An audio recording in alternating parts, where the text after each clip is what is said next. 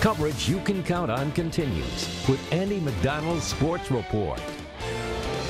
Hey guys, Alissa Jagger was a runner on the rise. As a freshman at Columbia City, she was clocking sub 6-minute 30-second miles. She had big plans for the future, that is, until fate struck. Tragically, during the summer of 2015, her career was cut short by a car accident that left her paralyzed. Alissa's story didn't end with that event, and neither does this one. In part 2, we detail how she stayed positive and ultimately walked at graduation.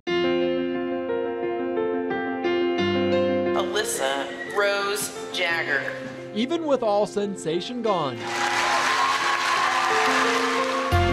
Alissa Jagger will never forget this feeling. So I think it's important to walk to show people I've been able to overcome this, and even though it takes a little bit more work for me to walk than everybody else, it's like I'm doing it the same as everybody else. You know, I'm here, I did it, now let's go home, you know. With caps, gowns, and zero frowns, the Columbia City senior walked at graduation to receive her diploma. Even if it isn't exactly what Alissa envisioned 3 years ago, she doesn't show it.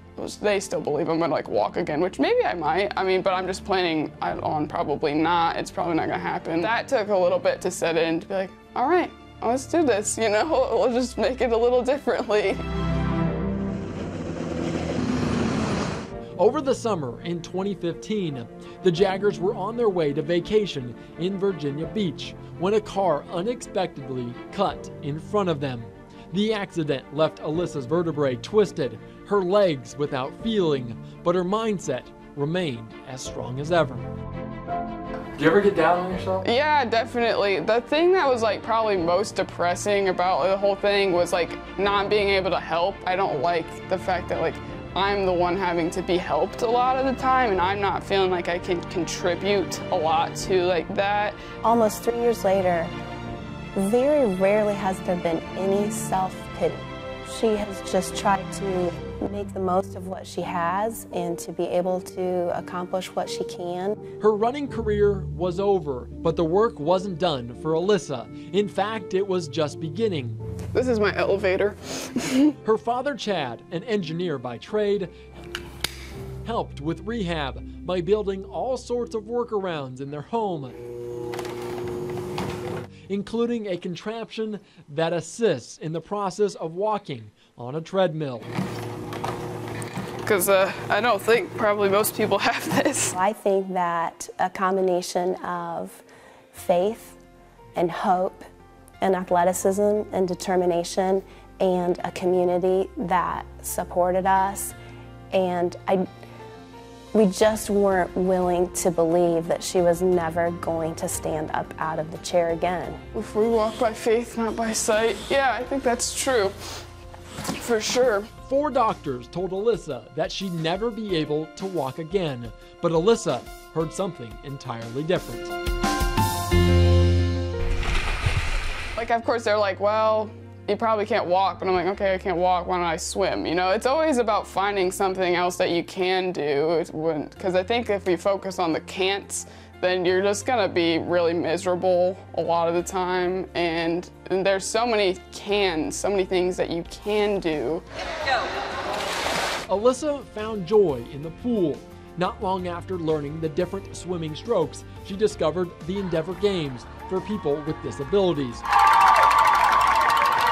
where she could finally compete again. And so I was kind of competing against myself, which was cool, because I think that's kind of the sports that I like running, swimming. Like you're really just competing against yourself in those things. You're not on a team, it's just you, so. Alissa is still very much a teenager. She can still drive, and she still plans to go to college at Grace in the fall. Even though they can't feel, the blood vessels don't like that. Walking won't define her, but maybe these steps at graduation will help others follow in her footsteps.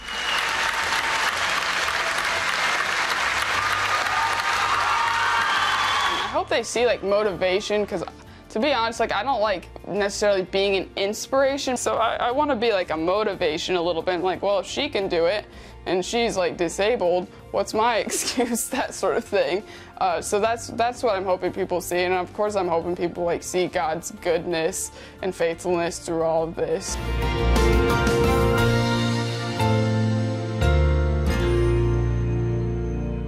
Alissa doesn't want to be an inspiration, but that moment, surely something else. If you missed part 1 of this series, we posted it on the Wayne.com sports page. I'm Andy McDonald. We'll be right back.